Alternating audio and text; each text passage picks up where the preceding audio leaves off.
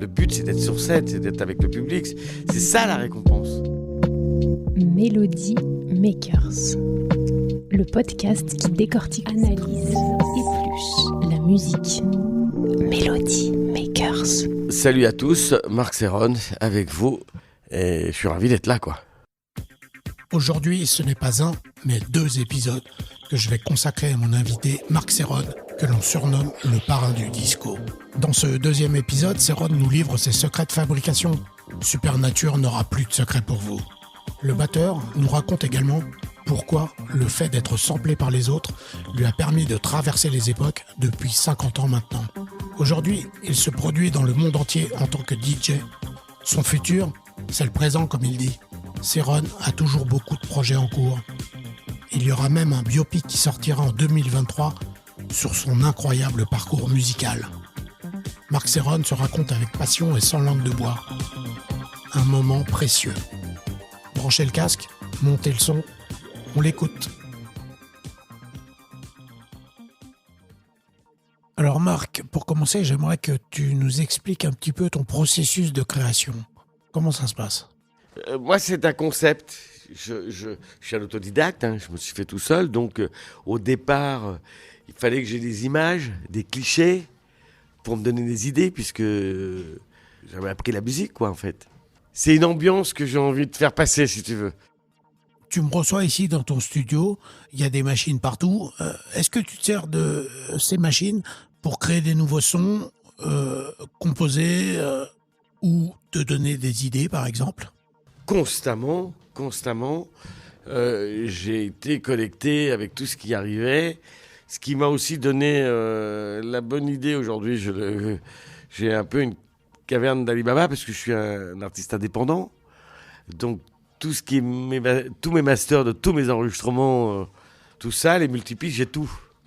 Et j'ai toujours, quand il y a eu des évolutions, le numérique est arrivé, j'ai fait des reports d'analogique en numérique. On me disait, t'es fou, c'est de la merde, ça sonne comme...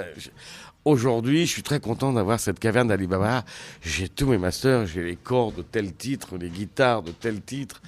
C'est fou. Quand je fais des enregistrements aujourd'hui nouveaux et que je voudrais ressembler en texture d'un Love in C minor ou d'un Give Me Love ou d'un Je suis musique, c'est assez facile. On retourne dans les multipistes. On a tout de suite les résultats de son qu'on veut. Il ne reste que plus qu'à le faire.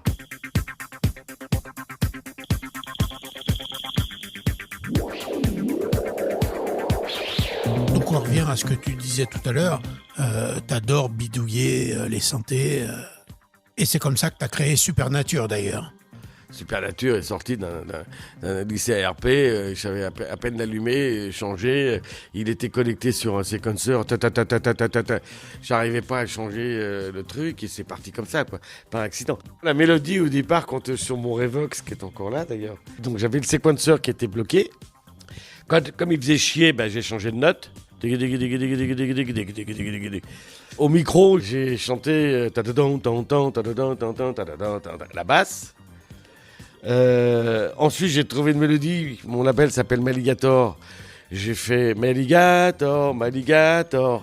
Bon, tout était sur mon Revox, tous ces bouts de trucs. Avec Don Ray, on a commencé à mettre ça en pièces, puis construire.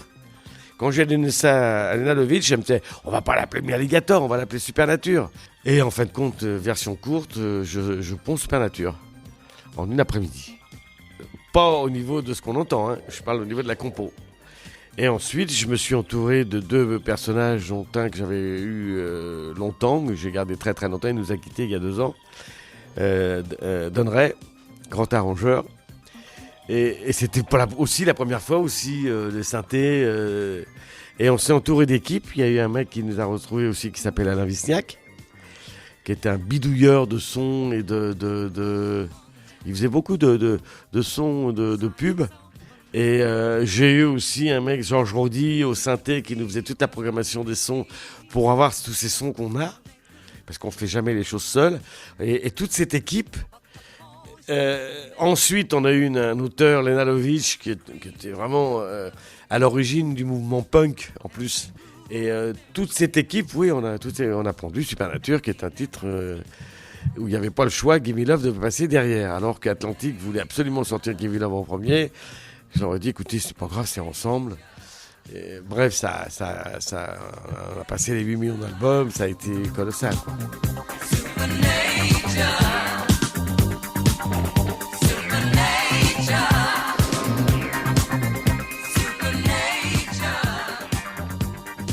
Alors pendant les années 90, tu as eu un petit passage à vide, même si tu as sorti plusieurs albums à cette période-là.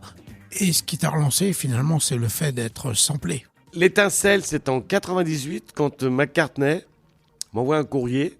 Et le courrier disait, voilà, on a samplé l'instrumental You Are The One, et il avait mis dessus ses acapellas de Good Night Tonight, de son groupe The Wings. J'écoute ça, magnifique. Et il me met dans le courrier, si tu es d'accord, ce que je propose, c'est que nos managers se parlent. Et on fait 50-50 sur compo, master, sur tout. Évidemment, je dis oui. Et ça a été le point déterminant où avocat, je dis maintenant on rattrape tout. Et on va m'appeler Mister 50-50. C'est 50-50, sinon je fais pas. Et voilà, c'est parti comme ça. Tu fais partie des artistes qui ont été certainement le plus samplés. Tu peux nous donner quelques exemples ? On est deux, mon pote Nile Rodgers avec Chic et moi, on a vu qu'on était, je crois, me concernant, j'ai dû être associé à voire 150, 200 hits en 30 ans. J'ai été samplé, et encore aujourd'hui. Parce que quand on sample, on va pas me sampler des voix, on va me sampler de la musique. Et dans la musique, il y a toujours mes batteries, il y a toujours mes basses. C'est ça qui vole, c'est ce groove. Mes premiers samples viennent de la scène urbaine, des rappeurs. Et mon premier sample vient d'un groupe de rap qui s'appelait Run DMC, 82-83.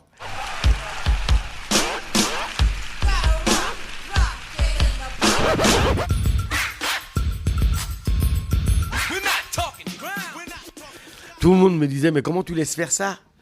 Bah moi j'étais flatté. Et qu'est-ce qu'ils ont ? Ils ont samplé Mad Drums de Rocket in the Pocket. Et j'étais flatté. Et puis 2, 3, 4, 5, ça a continué.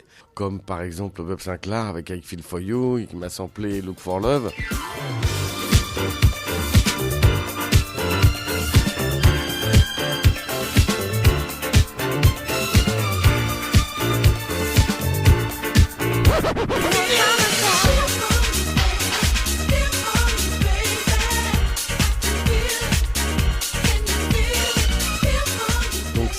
Ça m'a permis d'être que mon son ne vieillisse pas.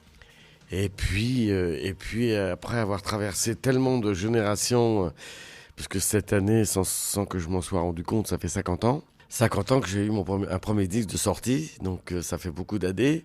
Comment j'ai fait pour en être encore là, j'en sais rien. Donc c'est pas moi qui me suis adapté, c'est les générations de producteurs, de DJ, de musiciens et autres, qui en me samplant et s'adaptant à ce sample, ils m'ont fait traverser, merci, bonjour, je suis là depuis 50 ans, quoi, et ravi.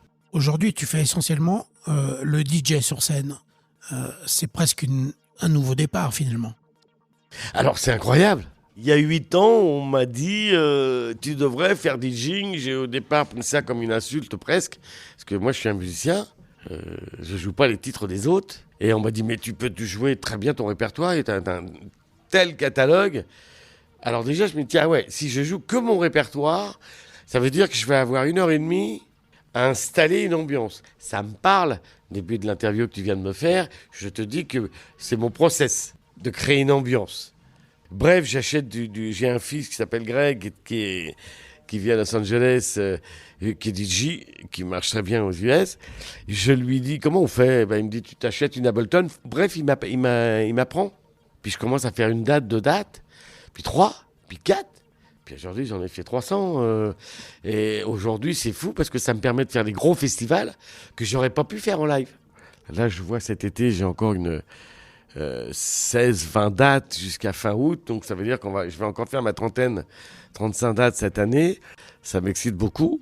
Alors souvent, dans les gros festivals, à la fin, les 10 dernières minutes, disons, il y a une batterie qu'on a prévue et je vais finir à la batterie, donc ça donne un petit côté de live.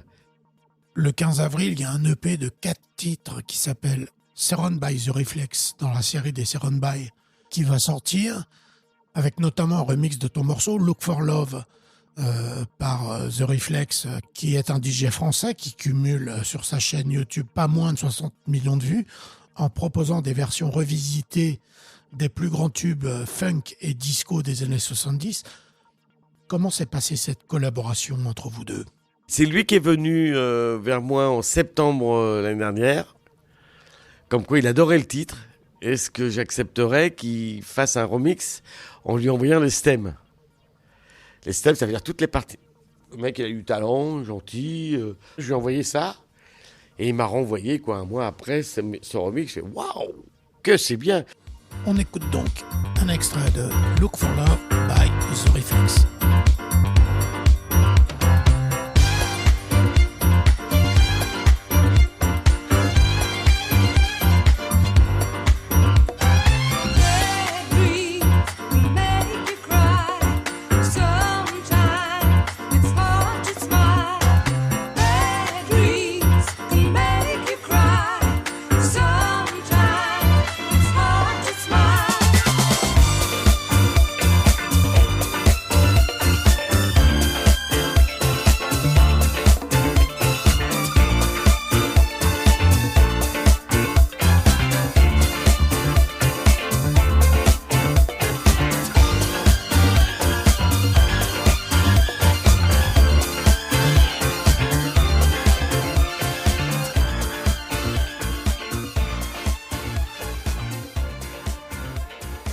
En septembre 2022, tu vas sortir un album qui va s'appeler Seron by Seron.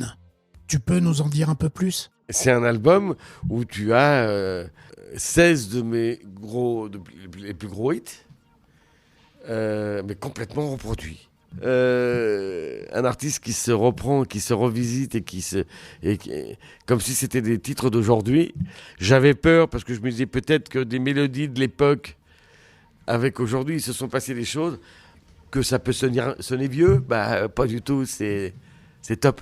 Ce qu'on sait moins, c'est que tu as écrit 2 ou 3 romans et même une biographie, je crois. J'ai sorti, il y a 3-4 ans maintenant, une biographie qui s'appelle Paradise, où je raconte, comme on vient de le faire, ma vie du début, avec toutes les rencontres que j'ai pu faire, comment ça s'est passé.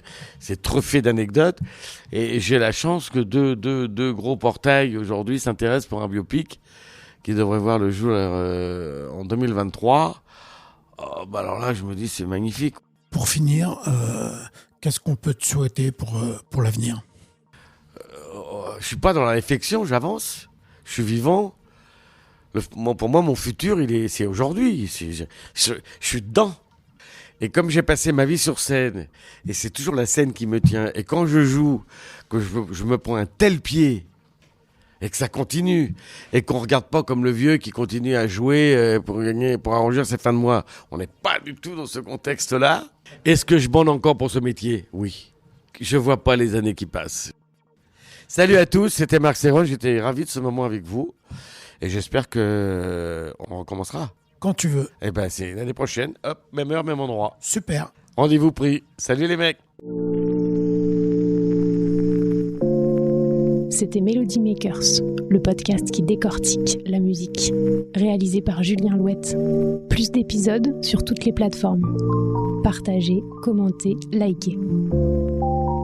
Si vous souhaitez découvrir les coulisses de mes entretiens, rendez-vous sur le compte Instagram Melody Makers Podcast. Vous y trouverez photos, vidéos et bonus. Merci pour votre écoute. Rendez-vous au prochain épisode.